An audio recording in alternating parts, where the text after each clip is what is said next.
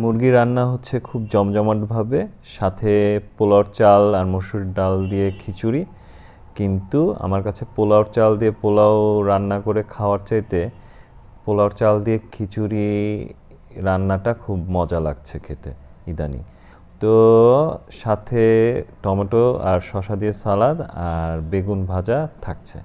তো খাবার খেতে খুব তৃপ্তি নিয়ে এখন কথাগুলো বলছি, ভিডিওটা এডিট করলাম। তো রান্নার সময় যে ব্যাপারটা ঘটে, কষানো হয় যখন মাংসটা, তখন অসম্ভব ভালো লাগে আমার কাছে। তো সেটা আমি কষানোর সময় দু এক টুকরা খেয়ে নিই।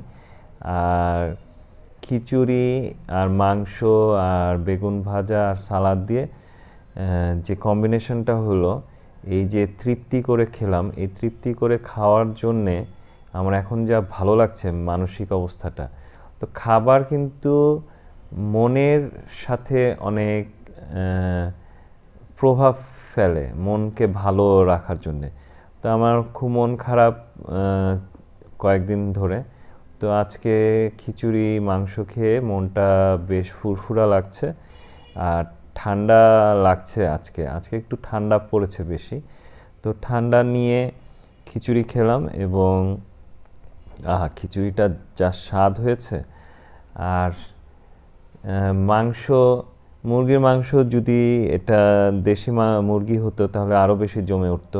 এখন আমার ফুড সোর্সিংটা খুব ভালো মানের করতে হবে, যে দেশি মুরগি একদম গ্রাম থেকে যদি আনা যায়, আর গ্যাসের চুলার পরিবর্তে যদি আমি খড়ির চুলা ব্যবহার করতে পারি, আর হচ্ছে এই আলু, যে মুন্সিগঞ্জ থেকে যদি আলু নিয়ে আসতে পারি, আর বেগুন যদি নওগাঁ বা চাঁপাইনবাবগঞ্জ থেকে আনতে পারি, সরিষার তেল যদি চাঁপাইনবাবগঞ্জ থেকে আনতে পারি, ঘানি দিয়ে সরিষার তেল যেটা বের হয়, গরু দিয়ে ঘানি টেনে যে তেলটা হয়, ওই তেলটা গরম হয় না, ঠান্ডা অবস্থায় তেলটা তৈরি হয়, এই জন্য তেলের গুণাগুণ অনেক ভালো থাকে।